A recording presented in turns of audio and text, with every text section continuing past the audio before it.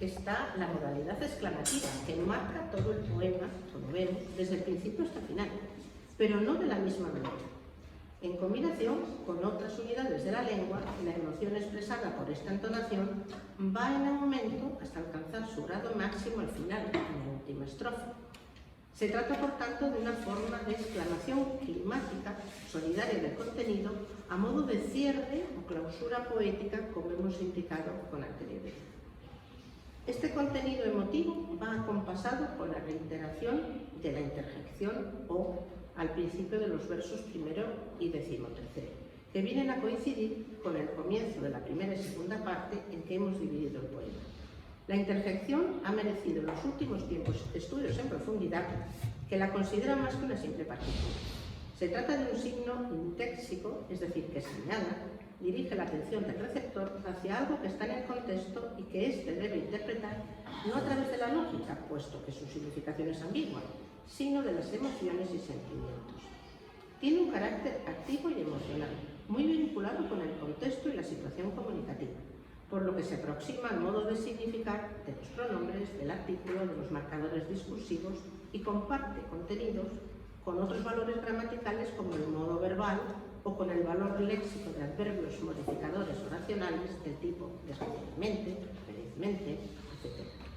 En el poema que nos ocupa desempeña un papel significativo, no solo por su posición en el mismo, como hemos señalado antes, sino también por la indeterminación semántica que modifica las expectativas creadas inicialmente. En el primer verso se podría interpretar, no sé si tiene cursor aquí. En el primer verso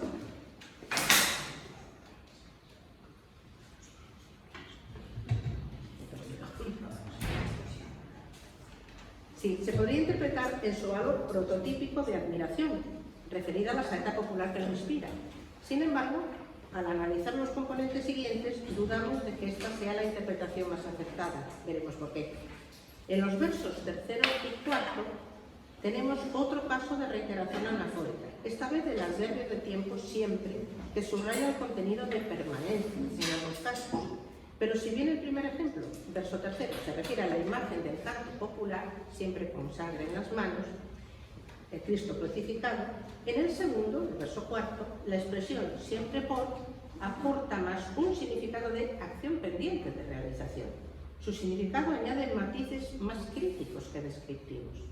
En este mismo sentido se orientan en los versos siguientes expresiones reiterativas en su contenido semántico como todas las primaveras, es decir, año tras año, o la perífrasis durativa anda pidiendo en un presente dilatado que nunca llega a su conclusión. Podemos añadir en este apartado de las reiteraciones la anáfora de cantar en todo el poema, pero más concretamente en los versos 13º y 14º, pues se aprovecha el parecido semántico entre sus homónimos sustantivo y verbo. ¿Cuál sería la finalidad de estas recurrencias? En mi opinión, intensificar la rutina que manifiesta el contenido de la saeta popular, su dudosa autenticidad. La persona que canta la saeta, al ver la imagen de Cristo crucificado, sangrante, manifiesta una compasión que le mueve a pedir ayuda para aliviarle de su dolor. Pero ahí se queda. Todas las primaveras se repite este sentimiento que no pasa de mí, una compasión efímera. De esta manera, y volviendo al sentido ambiguo de la interjección inicial y de toda esta primera parte, ya no podemos pensar en la admiración, sino más bien en un uso irónico de una admiración aparente, que orienta a pensar en una fuerte actitud crítica. Esto se va a manifestar en los versos siguientes de manera más evidente. Comenzando por la estrofa que cierra esta primera parte, versos 9-12, observamos la incorporación del yo poético en los deícticos posesivos de primera persona, tierra mía, mis mayores, como transición a la última parte del poema. Es la estrofa de cambio, la cuarteta, que valora el cantar popular como representativo de una tierra y de una cultura, la andaluza, que alaba, admira la figura de Jesucristo como emblema del dolor, del sufrimiento, de la agonía, como expresa la metáfora hecha flores. Recuérdese el verso quebrado antes mencionado que rompe un poco el equilibrio del poema y el cambio de rima y estrofa. Por este motivo, la conjunción y del verso 12, tenemos aquí destacada, no tiene solo un valor copulativo, sino que añade un sentido de evaluación negativa del poeta, equivalente a para colmo, es decir, como el punto máximo de una escala que lleva al límite de fuerza argumentativa. En otras palabras, el poeta no juzga solo el contenido de la saeta popular, sino además que sea representativa de toda una tradición y una cultura a la que él pertenece, como expresan las metonimias Tierra mía, mis mayores. Pasaríamos así a la segunda parte del poema, que se inicia con la segunda interjección, o del verso 13. Si tenemos en cuenta el análisis anterior, de modo alguno podemos atribuir a esta segunda forma un sentido admirativo, como no lo tuvo en el primer ejemplo. Aquí es la expresión emocionada del fuerte rechazo que se amplía y justifica en los versos siguientes. En primer lugar, observamos en estos versos la incorporación al poema de un interlocutor, deícticos de segunda persona presentes en el verbo eres y en el pronombre tú, también está en ese, que podemos identificar en un peculiar proceso de personificación como la misma saeta popular, al tiempo que se mantiene el emisor, enunciador principal, presente en las formas de primera persona, mi cantar, puedo, quiero. Es frecuente en la poesía de Machado el diálogo con diferentes receptores, pero en este caso no es más que la forma de dar paso al razonamiento final. Estos dos verbos, puedo, quiero, en su significado, el primero de tener posibilidad o capacidad para hacer algo, y el segundo, tener voluntad de hacer algo, sintetizan con máxima fuerza argumentativa el rechazo del poeta al sentido del cantar popular antes comentado. No lo acepta, ni emotiva ni razonablemente, justificando además el objeto principal de su rechazo en la oposición de dos imágenes, el Jesús sufriente expresado en la metonimia del madero, frente al que anduvo en el mar que explicaremos en el apartado sobre los símbolos. La oposición de ambas imágenes se subraya mediante el demostrativo S, que acompaña a la primera imagen y que, como en este caso, suele tener usos despectivos más que referencias espaciales. Asimismo, la conjunción adversativa sino corrige la primera opción proponiendo una alternativa preferida. El poeta rechaza la primera en favor de la segunda. Hemos visto, pues, que el poema presenta una estructura, no he dado todos los elementos para que lo veáis. Hemos visto, pues, que el poema presenta una estructura argumentativa mediante la cual el poeta critica un aspecto importante de la cultura andaluza y por extensión de la española, como es el sentimiento religioso.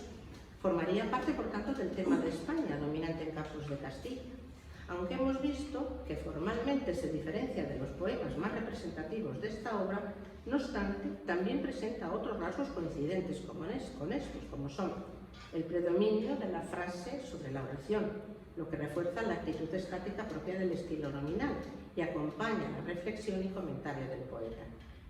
Por otro lado, la adjetivación es escasa y con valor relacional, por ejemplo, pueblo andaluz.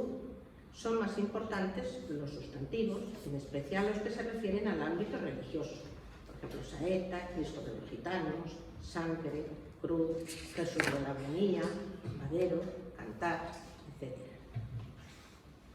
Los verbos también son escasos y los que aparecen adoptan la forma de presente habitual, hecha, anda pidiendo, que dijimos que es una perífrasis durativa que intensifica la reiteración de la acción año tras año. Son escasas las figuras retóricas. Tenemos algún ejemplo de metonimia para referirse a la cruz, como madero, a la región en que ha nacido, tierra mía, o a sus antepasados en un sentido general, los habitantes de esa tierra, mis mayores. Se puede añadir también la metáfora hecha flores, que está puesta por admirar. Pasemos ahora a comentar los símbolos. Voy a ponerlos todos para que no haya... Exacto. En el poema se oponen dos tipos de símbolos relacionados con la figura de Jesucristo. Por un lado, los que significan dolor y sufrimiento, por ejemplo, sangre, agonía, desenclavar, cruz, que se corresponden con la imaginaría propia de la Semana Santa andaluza y, por extensión, la española. Son los que el poeta rechaza, ya que, como hemos analizado en el apartado anterior, no se identifica con esta imagen de Jesucristo. Por otro lado, tenemos el símbolo que cierra el poema, al que anduvo en el mar, el más difícil de interpretar y que requiere un análisis más detallado.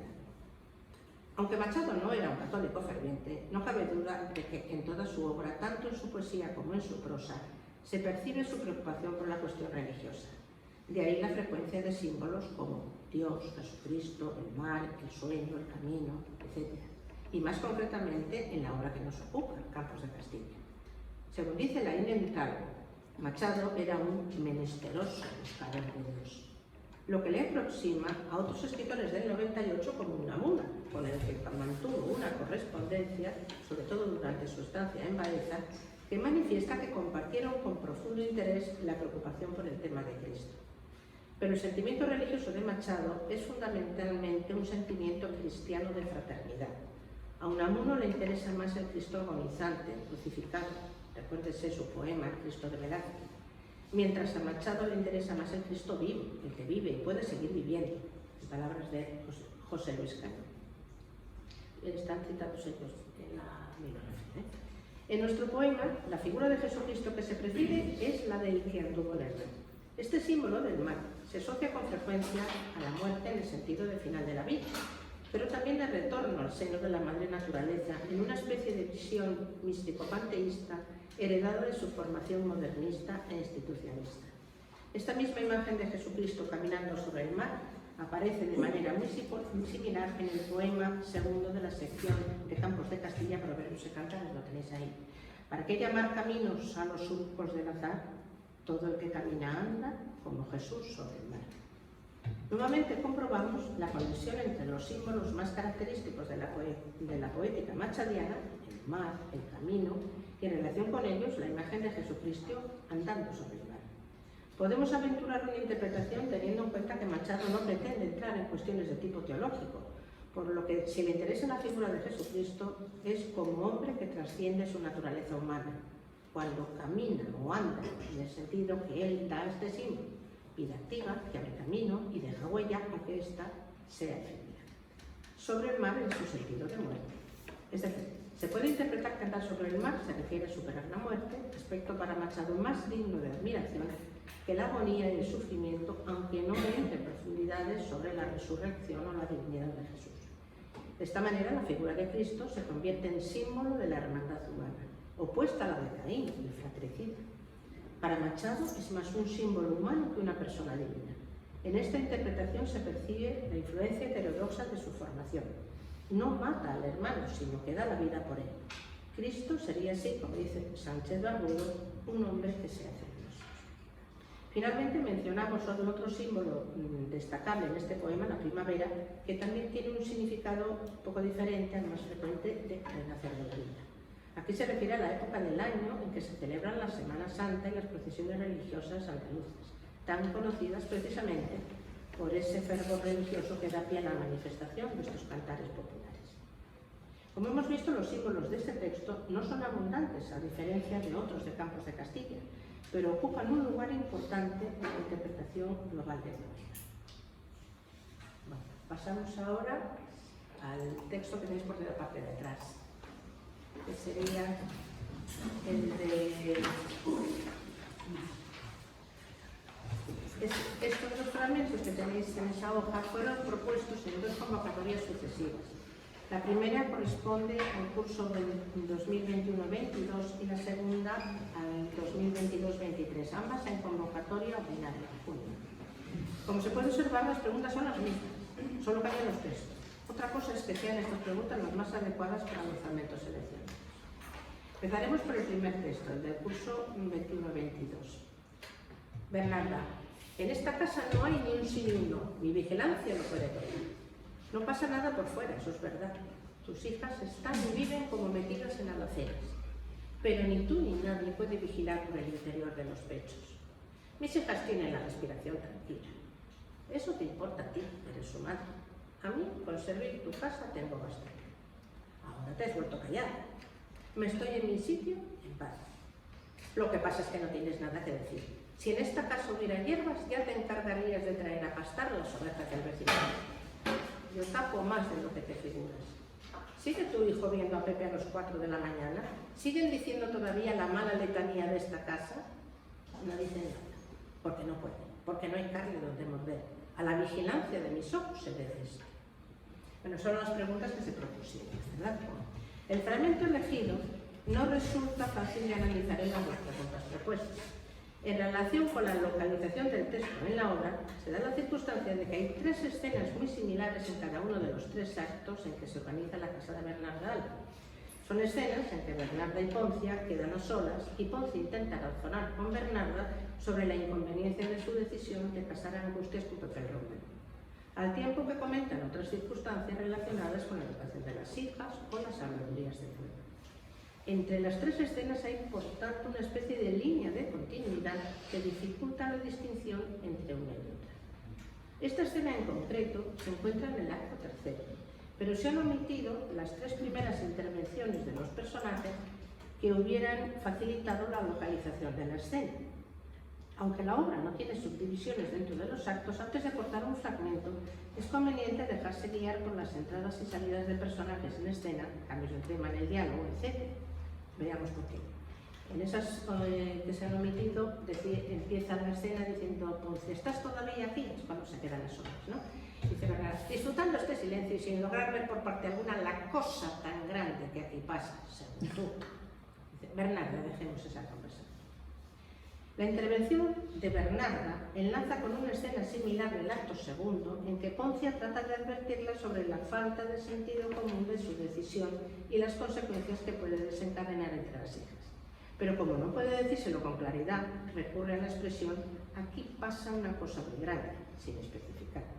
Bernarda rechaza sus advertencias, pero está claro que ha quedado inquieta por el trasfondo de esa expresión, por eso la repite al comenzar esta escena del acto tercero, lo que da pie al resto de la conversación que se desarrolla en este fragmento. Aunque en la última de estas 3 intervenciones Poncia parece zanjar el tema de conversación iniciado por Bernarda, como veremos luego, no se llega a cerrar del todo, por lo que el omitir estas líneas dificulta bastante la localización. Algo parecido ocurre con la segunda pregunta, que es sobre la técnica de la diagnóstica. Ya que, además de no aparecer en ninguna acotación en el fragmento, las referencias al tiempo o al espacio son poco relevantes, como mucho la velada alusión a la casa o a la hora en que el hijo de Poncia supuestamente ha oído marchar a Pepe, información que Bernarda trata de negar. Pero esta observación en la obra funciona como un índice dirigido al espectador de que está pasando algo conflictivo fuera de escena. Otras preguntas, como los temas o los personajes, hubieran resultado mucho más adecuadas. Incluso podría proponerse el estilo del fragmento en relación con la obra, es decir, las particularidades lingüísticas propias del diálogo dramático, que será la pregunta que desarrollaremos a continuación, aunque no sea este el texto ideal. Vamos, el que yo hubiera elegido, ¿no? Vamos a empezar entonces con el análisis. Bueno, esta es una frase que luego mencionaré, pero bueno, para no ir atrás. Bien. Entonces, en toda obra dramática se pueden distinguir 2 textos: el texto dramático, que se corresponde con los diálogos que verbalizan los actores en el escenario ante el público, y las acotaciones, que son indicaciones en las que el autor incluye en el texto escrito, pero que no se verbalizan en el escenario, ya que están destinadas a la puesta en escena de la obra. Pero como hemos señalado anteriormente, este fragmento no recoge ninguno, exceptuando aquellos que distinguen las intervenciones de los personajes de esta escena, es decir, cuando habla Bernarda, cuando habla Poncia. Nos centraremos pues en el diálogo y sus características. En primer lugar, hay que destacar la variedad de diálogos que presenta esta obra en conjunto, tanto por su extensión como por su contenido. En general predominan los diálogos rápidos, incisivos y breves, propios de las discusiones y enfrentamientos en las escenas de mayor tensión dramática o de aquellas situaciones en que se pone en evidencia la insustancialidad de la vida de estas mujeres. Aunque el diálogo dramático carece de la espontaneidad y naturalidad de la conversación, que sería su forma más pura, presenta, no obstante, muchos de los rasgos propios del lenguaje oral cotidiano.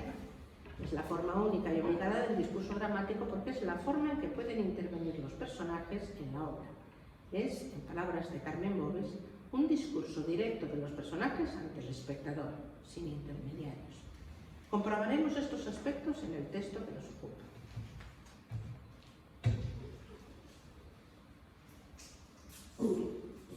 En primer lugar, observamos la abundancia de deícticos que relacionan la acción y los personajes con el espacio escénico.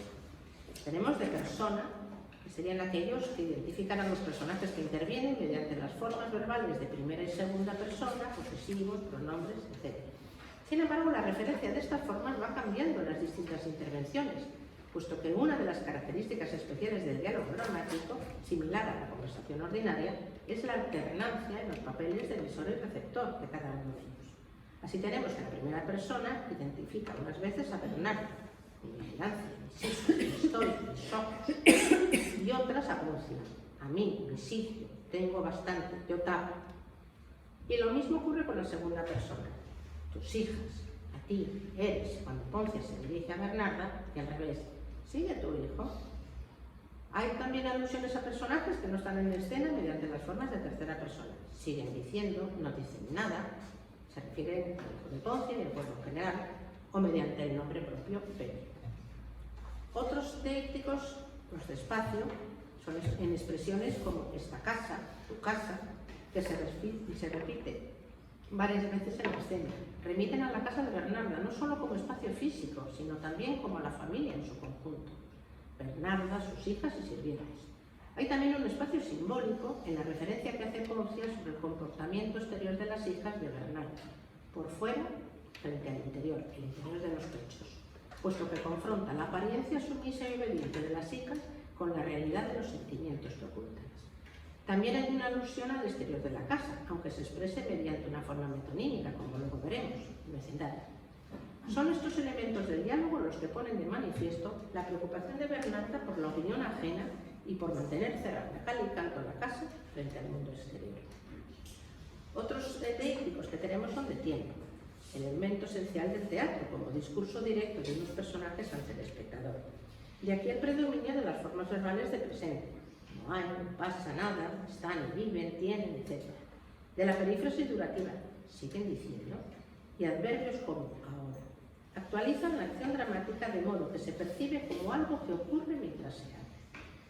Todos estos elementos se refieren a los personajes que intervienen y crean el contexto y la situación, espacio y tiempo en que se produce el diálogo. Pero también hay otro aspecto formal propio del diálogo dramático, como es el tipo de enunciados y la modalidad oracional, que en otras escenas suelen presentar mayor variedad. Sin embargo, en este fragmento predominan los enunciados breves y la modalidad enunciativa, ejemplos de esos diálogos rápidos, incisivos y breves propios de las discusiones que hemos mencionado más arriba.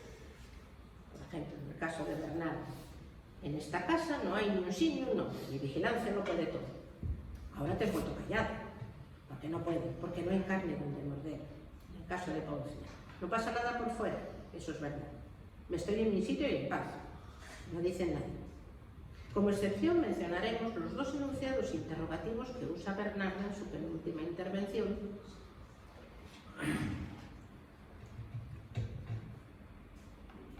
En las líneas 11-12, las pocas que tenéis, aunque más que preguntas, en el sentido de petición de información, que es lo habitual en una pregunta, se formulan como afirmaciones confirmativas que inducen una respuesta negativa por parte de Poncia. ¿Sigue tu hijo viendo a Pepe a las 4 de la mañana? ¿Siguen diciendo todavía la mala letanía de esta casa? No dicen nada. Como veremos en el plano del contenido, esta forma de hablar ofrece mucha información acerca del carácter de los personajes y su relación. Bernarda afirma con contundencia y a veces con agresividad. Poncia trata de mantenerse al margen, a la defensiva, pero dejando caer disimuladas advertencias que son las que sacan de quicio a Bernarda. Vemos pues que entre ambas no hay una relación de igualdad, motivo por el que Poncia cuida sus palabras. Otro aspecto importante del estilo de la obra es la variedad de registros, especialmente del lenguaje coloquial y el poético, que responden al ideal de García Lorca, en la diapositiva anterior respecto al teatro. El teatro necesita que los personajes que aparezcan en la escena lleven un traje de poesía y al mismo tiempo que se les vean los huesos, la sangre. Esta combinación de realidad y poesía puede apreciarse incluso en textos tan sencillos como este. Uy, perdón, he pensado. ¿No?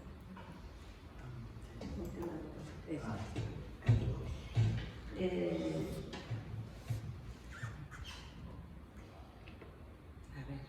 Sí, esta combinación de realidad y poesía pueden apreciarse incluso en textos tan sencillos como este. Casi todos los elementos ya comentados son habituales en el lenguaje cotidiano, cuya riqueza Lorca ha sabido captar. Pero incluso en este registro son más frecuentes de lo que apreciamos las metáforas como ejemplos del lenguaje poético. Este tipo de recurso, considerado siempre como literario, es muy frecuente en la conversación ordinaria y frente a lo que se suele creer, no siempre se usan con finalidad embellecedora, sino que contribuyen en gran manera a la expresión de nuestras emociones y sentimientos, o bien como apoyo de nuestras ideas y razones, como ha señalado, por ejemplo, la Coffey Johnson, que tenéis también en la bibliografía, las metáforas de la vida cotidiana. Son como receptáculos de nuestras ideas que usamos para hacernos entender mejor. En el fragmento que analizamos vemos ejemplos en las palabras de Bernard, la segunda intervención, la línea cuarta. Mis hijas tienen la respiración tranquila, para expresar que sus hijas aceptan sumisas sus decisiones sin alterarse, o mejor, hierbas y traer a pastar las ovejas del vecindario, en la cuarta intervención de Bernarda, que reflejan la preocupación que siempre tiene Bernarda por las habladurías. Un significado parecido tiene mala letanía, la quinta intervención, o bien en su última intervención, no hay carne donde morder. Predomina la metáfora animalizadora, que muestra la agresividad verbal de Bernarda, porque la creatividad verbal puede utilizarse lo mismo para embellecer que para herir. Otros ejemplos de la evolución del lenguaje poético en el cotidiano sería el símil que utiliza Poncia en la segunda intervención, para referirse a la obediencia aparente de las hijas de Bernarda. Tus hijas están y viven como metidas en las aceras. O las metonimias, no hay ni un sí ni un no, el interior de los pechos, me estoy en mi sitio, el vecindario, colectivo para referirse al conjunto de la gente del pueblo. La vigilancia de mis ojos, o las anáforas del verbo seguir en la penúltima intervención de Bernarda, o del conector causal, porque, como expresión de su insistencia. Todos estos recursos subrayan la tensión de la discusión entre los personajes. Finalmente, trataremos la cuestión de la correspondencia que hay entre estos recursos formales que hemos estudiado con el contenido global de la escena. Comprobaremos que la solidaridad entre estos dos planos contribuye a poner de manifiesto algo que ya sabíamos, la habilidad de García Lorca para reflejar a través del diálogo dramático las relaciones entre los personajes y su particular visión del mundo. El diálogo dramático es un discurso de enunciados segmentados en partes, entre las que destacaremos por un lado las intervenciones de los personajes que se alternan en el uso de la palabra por turnos. Cada una de estas intervenciones se enlaza con la que les sigue en una especie de cadena de dos en dos, lo que en la teoría del análisis conversacional se conoce como pares adyacentes, es decir, el conjunto de dos intervenciones sucesivas producidas por dos interlocutores. Cada intervención de un personaje provoca una reacción en el otro participante de la conversación, puesto que los personajes a través del diálogo no solo intercambian mensajes, sino que también interactúan. El teatro utiliza el diálogo en este aspecto para construir, a medida que avanzan acciones y reacciones, un argumento. En el fragmento propuesto, el primer enunciado de la primera intervención de Bernarda se presenta como una afirmación un tanto hiperbolizada, no hay ni un sí ni un no, sobre el valor de su autoridad. Actúa, pues, como inicio de la conversación, aunque en realidad continúa la línea argumentativa iniciada en las intervenciones omitidas. Este comentario va seguido en el segundo enunciado de una justificación, aunque no exista un conector que lo exprese. Su autoridad, su poder sobre las hijas se debe a su contundente vigilancia. Lo puede todo. Todas las intervenciones posteriores, tanto de Poncia como de Bernarda, desarrollan esta cuestión de forma argumentativa en una especie de pugilato de acción-reacción. Por ejemplo, no pasa nada por fuera, eso es verdad, tus hijas están y viven como metidas en alacenas, pero ni tú ni nadie puede vigilar con el interior de los pechos. Hay una aprobación parcial del dicho por Bernarda, pero la reserva, hay un pero. Bernarda, mis hijas tienen la respiración tranquila, una reafirmación con insistencia. Poncia, ¿eso te importa a ti, que eres su madre? Y tenemos la ilusión de la respuesta, es una justificación, no tenemos el mismo interés. A mí con servir tu casa tengo bastante. Bernarda, ahora te porto callada, claramente un reproche. Poncia, admite y lo justifica, estoy en mi sitio y en paz. Bernarda, lo que pasa es que no tienes nada que decir. Si en esta casa hubiera hierbas, ya te encargarías de traer a pastar las ovejas del vecindario. aserción insistente sobre el mismo tema, más un reproche. La Poncia, yo tapo más de lo que te figuras. Negación del motivo de ese reproche. Sigue tu hijo viendo a Pepe a las 4 de la mañana, sigue diciendo todavía la mala letanía de esta casa, petición insistente de confirmación sobre lo que ya se sabe. Poncia, no dicen nada, después esperado de confirmación. Bernardo, ¿por qué no pueden? ¿Por qué no hay carne donde nos dé? A la vigilancia de mis ojos se debe esto. Justificación que confirma enfáticamente toda la línea argumentativa.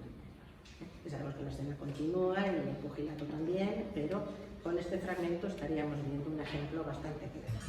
Como hemos podido observar, este fragmento nos ofrece una síntesis de los procedimientos lingüísticos empleados por Federico García Lorca para reflejar la realidad del mundo en que viven sus personajes, sus sentimientos y emociones. Es un ejemplo de diálogo de acción, a través del cual progresa la acción y se ponen de manifiesto las relaciones entre los personajes. La seguridad de Bernardo en el poder de su autoridad, la soberbia y agresividad con que se expresan casi todas las escenas de la obra y la cautela de Poncia cuando trata de advertirle sobre la fuerza de las pasiones y sobre la tragedia que se avecina. Es decir, la cosa tan grande que aquí pasa, ya que ocupa una posición inferior respecto a su interlocutora. Me estoy en mi sitio, en paz. No puede hablar con la misma soltura y desparpajo que cuando habla con la criada o incluso con las hijas de Bernardo. Bueno, pasamos al otro texto, que sería el de junio del 2023. Vemos aquí que hay una acotación inicial que facilita, como veremos, mucho la localización y luego dos pequeñitas también intercaladas en los métodos. Las preguntas que se propusieron son las que figuran ahí también. Puse también las preguntas, ¿no? Sí, están. No me acuerdo. Vale, aquí las anoto. Dice, bien, habitación blanca del interior de la casa de Bernarda. Las puertas de la izquierda dan a los dormitorios. Las hijas de Bernarda están sentadas en sillas bajas o sí. Magdalena Borg. Con ellas está la Poncia. Angustias. Ya he cortado la tercera sábana. Se corresponde a ella. Angustias. ¿Pongo también las iniciales de Pepe? No. Adela, ¿no vienes? Estaré echada en la cama. Esa tiene él. La encuentro desosiega, temblona, asustada, como si tuviera una lagartija entre los pechos. No tiene ni más ni menos que lo que tenemos todas. Todas menos Angustias. Yo me encuentro bien, y al que le duela, que reviente. Desde luego hay que reconocer que lo mejor que has tenido siempre ha sido el talle y la delicadeza. Afortunadamente pronto voy a salir de este infierno. A lo mejor no sales. Dejar esa conversación. Y además, más vale onza en el arca que ojos negros en la cara. En relación con este fragmento se pidió responder a las mismas preguntas que en el fragmento anterior. Le digo que las preguntas se repiten y cambian los textos. Pero en este caso, tanto la localización como la técnica dramática ofrecen muchas más posibilidades. Nos centraremos, no obstante, en la segunda de las preguntas. La acotación inicial, lógicamente, que es la más breve, es la del acto segundo. Bien. Como hemos mencionado antes, nos centramos en la técnica dramática. Como hemos mencionado antes, el texto dramático se compone de dos tipos de textos. El texto dramático, que corresponde con los diálogos que verbalizan los actores en el escenario ante el público que hemos analizado en el comentario anterior, y las acotaciones, indicaciones que el autor incluye en el texto escrito. Estoy mirando el tiempo que lo pasarme. En este fragmento tenemos la acotación inicial, más extensa, y dos acotaciones entre las intervenciones que caracterizan la manera de contestar de Angustia o aluden a un espacio contiguo donde se encuentra Adela, personaje ausente en esta escena, ya que su hermana Magdalena la llama a voces. Analizaremos ahora la correspondencia entre uno y otro para lograr con éxito su finalidad. La representación, que en el caso del teatro de García Lorca tiene como objetivo principal una función didáctica.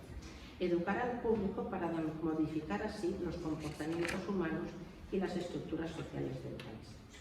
El teatro es una escuela de llanto y de risa y una tribuna libre donde los hombres pueden poner en evidencia morales viejas o equívocas y explicar con ejemplos vivos normas eternas del corazón y del sentimiento del hombre.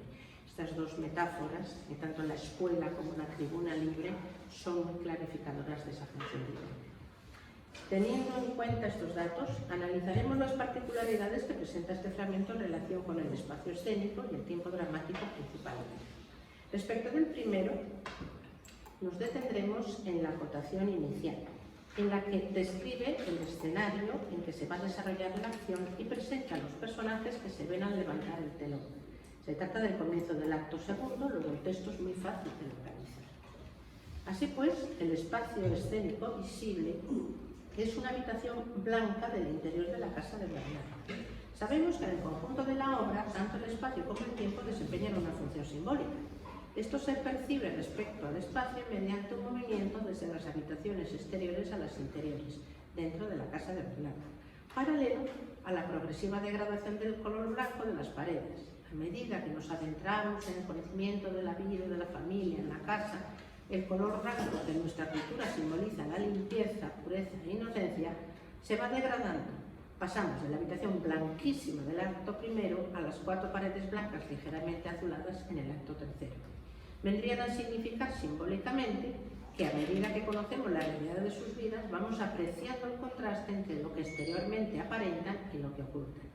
Este significado estaría reforzado por la obsesión por la limpieza que tiene Bernardo a lo largo de la obra. Estamos pues en el espacio intermedio, una habitación a la que dan los dormitorios con puertas que permiten las entradas y salidas de los personajes. En la estancia, al levantar el telón, se observa la disposición de las hijas en una imagen hogareña, tradicional, o si no la cual, tal y como ha dispuesto su madre en el acto anterior. Una imagen estática, como una fotografía, que simboliza también el vacío de sus vidas, aspecto que se pondrá en evidencia en sus intervenciones. Pero además del espacio visible, hay que tener en cuenta el espacio no visible, puesto que el teatro puede ampliar el espacio escénico mediante otro tipo de signos, verbales o no verbales. Tenemos un ejemplo en el diálogo. Estará echado en la cama, expresión que alude a un espacio contiguo. Uno de los dormitorios son los que dan las puertas de esta sala y donde se encontraría ella. O también cuando Magdalena la llama a voces, como se señala en una de las escasas acotaciones que hay entre los diálogos. Asimismo, está representado mentalmente el mundo exterior, la calle y el pueblo en general, donde están los hombres y las vecinas, el amor y la alegría, pero también la murmuración y la condena moral. Son, por tanto, dos mundos enfrentados simbólicamente, del que todas quieren escapar, como se refleja en el diálogo entre las muchachas. Afortunadamente, pronto voy a salir de este infierno. A lo mejor no sales. Frente a ese mundo exterior está la casa en la que se encuentran encerradas, a las que se refieren como este infierno. El contraste entre ambos mundos se hace bien evidente tanto en el espacio escénico como en los diálogos. En lo relativo al tiempo, no hay una indicación precisa en el texto, ni en las acotaciones, ni en el diálogo, aunque las intervenciones siguientes, que no aparecen en este fragmento, se hablará del calor que pasan y han pasado durante la noche. Sabemos que la obra está organizada en 3 tiempos en cada uno de los actos, 3 momentos que no pertenecen a la misma jornada, pues entre cada acto ha transcurrido un tiempo no representado. La elipsis, lo que se llama elipsis temporal. En ese tiempo suceden hechos que suponemos han ocurrido fuera del escenario. Lorca ha seleccionado 3 momentos muy significativos de 3 días diferentes para representar a través de ellos la evolución de los sentimientos de los personajes y de la acción dramática. El acto primero a las 12 del mediodía, el acto segundo a las 3 de la tarde, el acto tercero por la noche. Por eso cada acto comienza con el adverbio, ya, que representaría el punto de inicio de la acción después de la elipsis temporal antes mencionada, que lo hemos visto.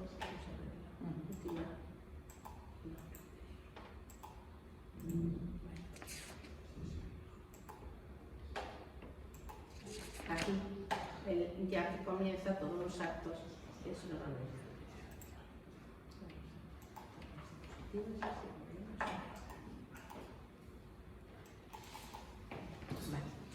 Bien.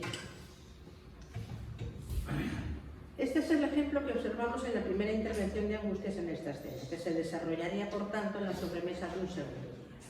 Pero el tiempo también está representado en las formas verbales que predominan en las intervenciones de los personajes, puesto que el diálogo les habla en situación de presente, que coincide con el tiempo de la representación, el tiempo del espectador.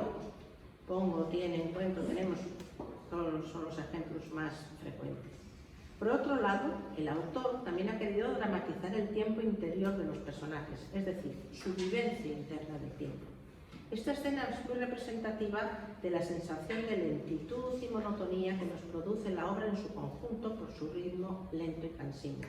Tanto la frustrante actividad que realizan, bordar las sábanas de una cuar, sabiendo que salvo angustias no se van a casar, como el contenido de sus intervenciones, reflejan el tedio de unas mujeres que carecen de esperanza, de ilusiones, de proyectos de futuro. Para estas mujeres el paso del tiempo constituye un auténtico drama. Y esta desesperanza queda patente en sus palabras llenas de envidia, rencor, agresividad e ironía mordaz. No tiene ni más ni menos que lo que tenemos todas. Y aunque le duela, te revienta. Desde luego hay que reconocer que lo mejor que has tenido siempre ha sido el talle y la delicadeza. Más vale onza en el arca que ojos negros en el mar. Y estos ejemplos tenemos abundantes a lo largo de la obra. Bueno, y de esta manera pasamos al último texto, que extender más necesario.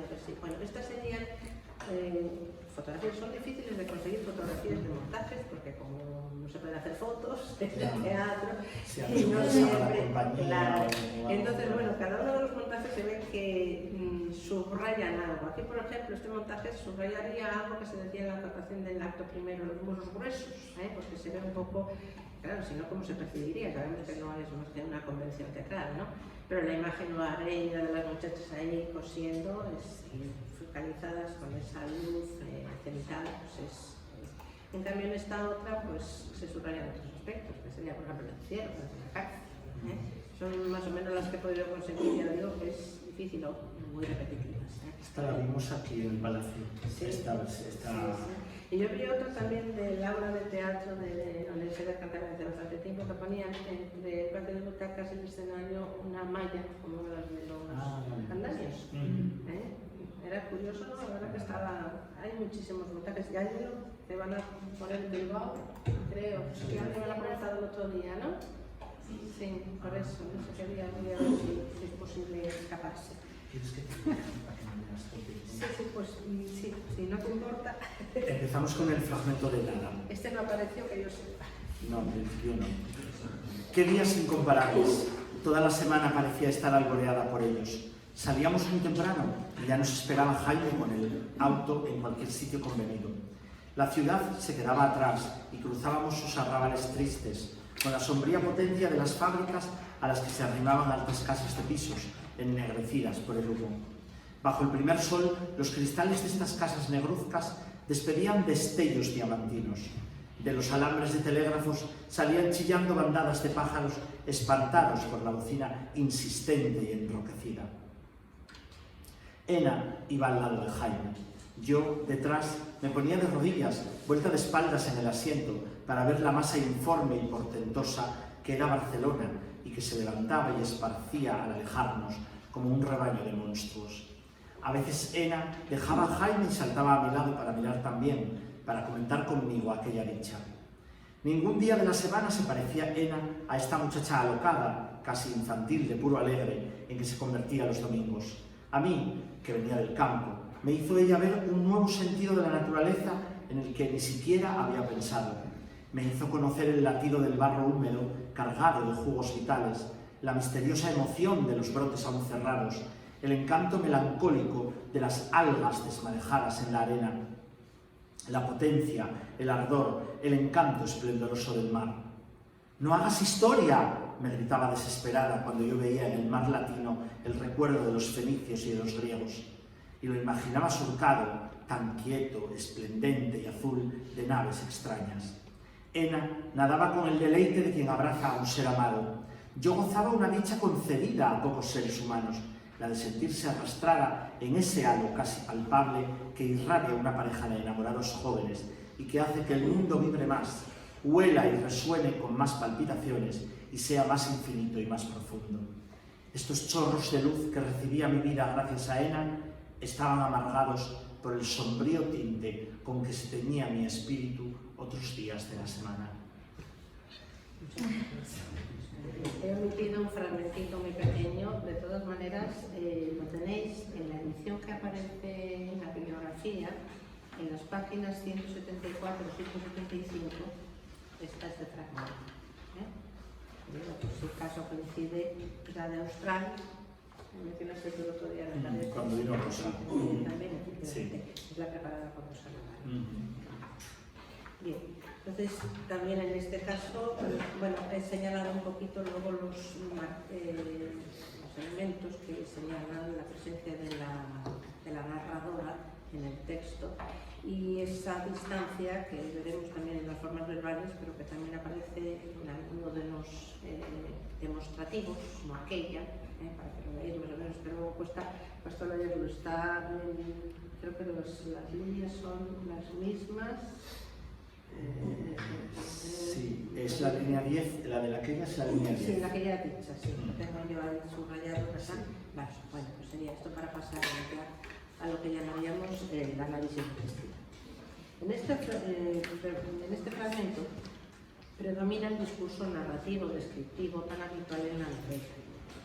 Refleja el punto de vista de la narradora, Andrea, que cuenta la historia en primera persona. De ahí pues, esa abundancia de esos tipos de personas con vida en espíritu y que contagia de sus emociones todo lo observado, con un tono impresionista que impregna la novela en general. Esto se puede apreciar en la frase exclamativa que inicia el fragmento, en el cual Andrea rememora un episodio de su vida, sus escapadas de los domingos a la costa con Nena y Jaime. En el fragmento aparecen los rasgos estilísticos propios de la descripción sensorial que Carmen Laforet utiliza generalmente para describir espacios abiertos. Aquí permite contrastar dos en concreto. Por un lado está Barcelona, que describe desde una visión panorámica, más informe y portentosa, insistiendo en las sensaciones tristes o en cualidades como la soledad y la miseria mediante sustantivos y adjetivos de connotación negativa. Arrabales tristes, sombría potencia, altas casas, ennegrecidas y negruzcas, o también mediante una comparación deformadora, como un rebaño de monstruos. En contraste, tenemos sensaciones visuales y auditivas de connotación positiva, sobre todo a medida que se alejan de la ciudad. Alboreada, primer sol, destellos diamantinos, como ejemplo de metáfora, chillando, bocina insistente y enronquecida, como ejemplos también de personificación. En general, predomina el adjetivo especificativo en estructuras bimembres o trimembres en algunos casos, insistentes y enropecida, informe y portentosa, tan quieto, esplendente y azul, intensificado además por el adjetivo tal. Pero hay también algunos ejemplos de epítetos: sombría potencia, altas casas, primer sol. La descripción de este espacio ocupa los dos primeros párrafos del texto. La segunda parte sería la que dedica a la descripción de la costa, el mar. La mayor parte del fragmento se dedica a la descripción de este espacio mucho más cargado de emociones positivas, alegría y sensación de libertad. Se percibe esto principalmente en sustantivos y adjetivos, con predominio del especificativo, pero con algún caso de epíteto: misteriosa emoción, jugos vitales, potencia, ardor, encanto esplendoroso, encanto melancólico, chorros de luz.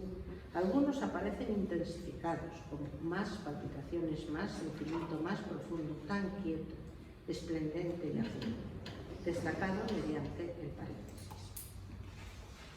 Por otro lado, se concentran aquí también muchos recursos literarios como los paralelismos, más infinito, más profundo, símbolos como la luz, alboreada, chorros de luz, frente a la oscuridad, sombrío tinte, teñir, la misma lluvia como símbolo del agua purificadora, que aparece también en otras partes de la novela, personificaciones como latido del barrio húmedo, palpitaciones. Abundan también en esta parte verbos de significado sensorial: irradia, vibre, vuela, resuena. De esta forma se subrayan las emociones positivas asociadas con este espacio al aire libre, una naturaleza que Andrea descubre y que tan profunda huella ha dejado en su memoria, como evoca en la exclamación inicial: ¡qué días incomparables! Además del espacio, ocupa una gran parte del fragmento la descripción de los personajes, principalmente ella. De ella se nos ofrece una caracterización etopética, alocada, casi infantil, de puro alegre, y el símil con el deleite de quien abraza a un ser amado. Es Ena quien ha hecho descubrir a Andrea la alegría de vivir y una forma de observar la naturaleza diferente a la que estaba acostumbrada, como señala en el inciso de la línea 12. Se refleja aquí, por tanto, el papel tan destacado que tiene Ena dentro de la novela, en relación con el descubrimiento del mundo para la protagonista. Otro aspecto importante del texto son las formas verbales. Predomina el imperfecto reivindicativo, tanto para la descripción en su uso recto, parecía, se quedaba, despedía, iba, me ponía, me daba, tenía, se tenía, como para la narración en uso desplazado, que ralentiza la acción al impregnarla del valor aspectual de acción y desarrollo, que posee esta forma: saltaba, salíamos, volvíamos. No obstante, también aparece la forma más habitual de la narración, lo que llamaríamos el uso recto, pretérito perfecto simple, me hice, que sitúa la narración de Andrea en un pasado que recuerda ya en un presente, ¿de acuerdo?, en coincidencia con otros deícticos de pasado como aquella dicha. Estas formas verbales sitúan a la narradora en un tiempo posterior al de los hechos, ese tiempo del recuerdo. Además de este valor del presente, hay ejemplos del presente intemporal de indicativo y subjuntivo, mediante el cual la narradora se refiere a circunstancias que están fuera de todo tiempo, universales como son las emociones que caracterizan a los enamorados, en las líneas 18-21, abraza, narra, hace, vive, huele, resuena, sea. La parte dedicada al diálogo en este fragmento es muy breve y solo presenta una forma del subjuntivo usado como imperativo para órdenes negativas. No hagas esto. Aparece bajo la forma del estilo directo asociado a un verbo introductor de decir que expresa la fuerza emotiva de ella. Me gritaba. En el conjunto del texto se observa un recurso formal muy frecuente en esta novela, como es la técnica del contraste. Aunque se describa un lugar alejado de la ciudad, Barcelona, se mantiene en este fragmento la oposición de espacio cerrado a espacio abierto, con las connotaciones negativas o positivas correspondientes. Constituye un ejemplo de la huida de la opresión de la vida cotidiana que tanto ansía Andrea. Además del enfrentamiento entre espacios que ya hemos analizado, se oponen también los días, los domingos, como el que se menciona en el texto, caracterizados por su alegría, sensación de libertad, los chorros de luz, frente a los otros días de la semana, llenos de tristeza, miseria, soledad y sensación de enclaustramiento, ese sombrío tinte. Por último, también se ofrece el contraste entre la alegría de Ena y la amargura de Andrea. Todos estos recursos señalados son ejemplos significativos del estilo de Nada y refleja, como nos ha explicado recientemente Rosa Navarro, el subjetivismo con que impregna Andrea la observación de la realidad que la rodea. Y finalmente, quiero hacer unas conclusiones. He preferido trabajar en esta ocasión los textos literarios y principalmente el estilo, por considerar que es la pregunta que requiere una mayor elaboración en relación con el poema o fragmento que se haya seleccionado como representativo.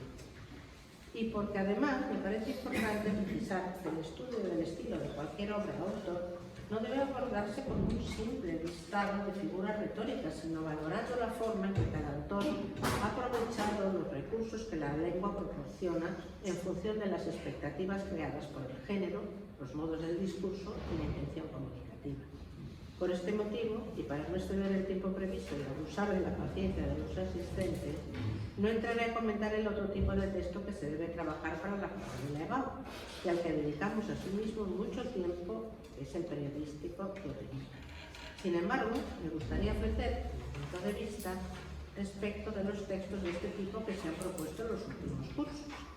Al menos, desde que se adaptó la prueba como consecuencia de la pandemia del COVID, se ha tendido a elegir textos adaptados, a veces mal cortados con errores de transcripción, otras veces demasiado extensos o procedentes de fuentes que no resultan precisamente modélicas en el uso de la lengua, por ejemplo, blogs. También ha habido una cierta saturación en cuanto a los temas, por ejemplo, la pandemia y sus secuelas, o bien algunos asuntos espinosos enfocados con algo de tendenciosidad. Sería deseable, además, que cuando se elabore por fin el nuevo modelo de prueba, se amplíe el tipo de texto periodístico a otros como la noticia o la crónica. Opino que en tiempos como los actuales, en que proliferan los bulos, las noticias falsas o la información tergiversada, no se pueden dejar fuera de nuestra materia. Es cierto que también se trabajan en el currículo de ESO y bachillerato, pero en segundo no con tanta intensidad y menos si se sabe que no van a proponerse en la prueba de lengua. Creo que se debería abandonar de una vez el modelo adaptado a las especiales circunstancias del confinamiento del curso 2019-20, que ya no son las mismas de aquel momento. Aunque se cree que facilitan la prueba al alumno, opino que en realidad no es así. El exceso de opciones les hace perder tiempo en el desarrollo de la prueba, tiempo que sigue siendo muy injusto, 90 minutos. Además, las cuestiones de lengua, hay que elegir 2 entre 5 opciones, son muy desiguales en complejidad y tiempo de elaboración para obtener al final la misma puntuación. Si a esto añadimos tener que elegir también una de las 3 obras de literatura de las que se ofrece un fragmento o un poema, nos podemos encontrar con las dificultades que hemos ido señalando antes en los comentarios, la falta de adecuación entre texto y preguntas. Al final, por tanto, no se favorece tanto como se cree a los alumnos, y menos a los que han trabajado con interés la materia durante el curso.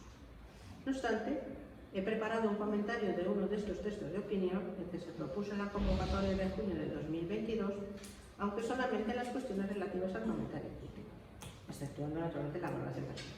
Lo incorporaré a los materiales de esta ponencia con la intención de que sirvan de orientación sobre la manera de enfocar las respuestas, en especial las que exigen más elaboración y se valoran con más puntuación en el conjunto de la prueba, la actitud e intención y el tipo de texto y modo de discurso. Como dije al comienzo de esta ponencia, más que un modelo he querido proponer diferentes líneas de actuación, pero siempre tomando como referencia la lengua y las posibilidades que ésta ofrece, de manera que, entendiendo la expresión, se entienda y aprecie el contenido.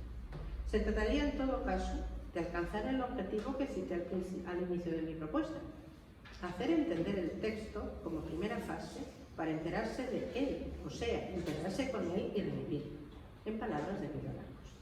Por eso, considero conveniente que en el ámbito académico es necesario que se trabaje con autoras y obras de cierta calidad, que de otra manera la mayoría del alumno no llegaría nunca. Y bueno, faltaba esto. Muchas gracias por vuestra atención.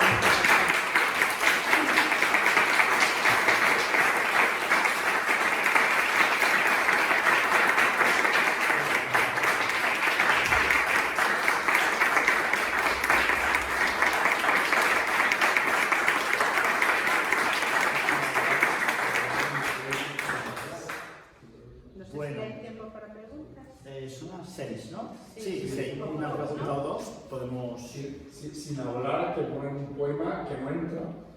No me refiero a lo de la Sin hablar que en la BIM una declinación o una carta, no, el caso estaba mal. No era muy difícil, además era del ciclo de Leonor, que tampoco tenía... Pero bueno, si se acuerdan de una cosa, hay que respetar los acuerdos. No, hay que respetar los acuerdos en todo caso. Para eso se hacen las coordinaciones y no por aquí por errar, pues por ella yo no lo vi. Bueno, yo me he librado, pero me lo he tragado todo, ¿eh? Me lo he tragado todo y con mucha paciencia. Desde luego, sí, es una pena porque... Y luego, por ejemplo, tú das cuenta lo que han dicho el tiempo. Hay poco tiempo, y ya eso, el reto del Chao Diente, del Eric Claspo, claro, es más de medio folio. Sí, era largo. Era sencillo porque tenía, como vais a ver, el comentario, sobre todo la estructura es muy fácil de ver, porque tiene unos conectores inusuales, ¿no? Que son sintagmas nominales, pero bueno, la luz, las ondas, vale, pero no dejan de ser largo. Y luego hay que añadir a esto que, bueno, el vocabulario a veces resulta conflictivo. Me hubiera gustado, no sé, no ha habido reuniones de coordinación este año, ¿no? No, todavía no. Y de esta tampoco recuerdo yo muy bien. Si se hacen las preguntas, yo creo que las preguntas de vocabulario, por lo menos en la práctica mía del año pasado, el último que era un curso bastante flojillo, no lo suelen coger, las preguntas de vocabulario. Los chavales, dices. No. Mira que la pregunta de poner 3 sinónimos o hacer la definición de una palabra o de una expresión, en principio no es muy difícil, pero claro, el problema es el nivel de lectura, eso de lo que hablamos siempre. Si su nivel de lectura no es bueno, claro, poner 3 sinónimos, además contextuales de una palabra o expresión que no conocen, no realmente es muy difícil. Claro, les digo, tiempo, si tú lo has entendido, por tiempo es la mejor pregunta. Pero claro, obviamente el problema no es el tiempo aquí, sino entender en lo profundo qué es lo que está diciendo el texto. Sí. De hecho, suelen más bien definirlas mediante una explicación que a veces cuando... Es una cosa Esa es la destreza que tiene cada uno y la lectura. Tú eso, ¿cómo vas a estudiar eso? Nadie sabe la que te van a poner. claro. Yo creo que era mucho más práctico para ajustarse el tiempo, el texto y dos opciones de preguntas. El Coges examen una opción, anterior, coges otra, pero claro. no andar ahí eligiendo varios textos. El examen anterior a este de la EBAU, es decir, el que siempre había dos opciones, si tú hacías la opción del texto lingüístico, vamos, periodístico, o del texto literario, realmente era mucho más fácil, porque tú en cuanto empezabas, a lo mejor tenías Machado, y decías, no, mira, es que Machado no me va. Pues entonces ya directamente pones el texto periodístico y eso tienes que leer uno. Pero claro, es que así hay que leer 4 textos para saber cuál es el que quieres. Y las preguntas. Y luego las preguntas. Dices, yo solo me preparo Machado. Y va, y le calzo en una, pues que lea. Bueno, y ahí no hay tanto problema porque son 4. Pero, por ejemplo, en La Casa de Bernardo Alba, que es un texto bastante sencillo generalmente, pues eso se pueden encontrar con la técnica dramática o la localización, que en ese fragmento en concreto estaba mal. Yo creo que hacen un poco, eso lo hicieron hace tiempo los de matemáticas, que era poner el mismo problema y cambiar las cantidades. Y duró un año que no tenía solución posible el problema. Ahí está. O sea, tiene el mismo problema y le cambian las cantidades. Por Dios, hazlo antes, ¿no? O por lo menos pequeña un poquito para que se vea a ver. Pero eso no se puede hacer. Es más, yo los últimos he guardado siempre y siempre repite la misma pregunta y cambia el texto. Ese es el gran problema que tenemos aquí. Pero bueno, por más que se dice en las reuniones de coordinación y demás, cuando se ha dicho, pues ha sentado muy mal. Y bueno, pues nada, pues no se ha hecho ningún cambio, así que nada. Esperemos que el nuevo coordinador o coordinadora de la universidad, me refiero, sea una persona con 2 dedos de frente y que sepa qué es lo que hay que hacer. Sería muy bueno que también, sobre todo, fuera alguien que supiera de lo que se hace en secundaria. Porque, claro, sabiendo lo que se hace en secundaria y en bachillerato, claro, obviamente es muy fácil preparar el texto. Una comisión, sí, hay una comisión. Una comisión que supervise, revise antes de que Sí, hayamos cerrado, oye, estos los textos, esto es coherente y la indicación que me dieron es, no, claro, es que no sabemos quién tiene acceso a estas pruebas, entonces luego se filtra. Claro, a ver, pero una comisión no puede ver el examen, porque claro, si hay 10 personas que han visto el examen, claro, eso es imposible porque no se puede sacar afuera el examen, porque de entre 10 personas puede haber varias filtraciones, entonces no. Pero que obviamente el coordinador de bachillerato, que para eso se elige, que lo elige la consejería, hombre, que lo elija o sea, una persona, oye, que también en los tribunales de oposiciones, cuando estamos en el tribunal de oposiciones, yo en estas últimas no había texto, pero en otras donde yo estuve y en otras donde estuve hubo texto y, hombre, yo si la persona que lo puso lo filtró, no lo sé, pero desde luego, yo estoy hablando del año 2016, por ejemplo, yo leí el texto por primera vez cuando lo leyeron los opositores. Por tanto, filtración no puedo hacer ninguna porque no sé qué texto hay, con lo cual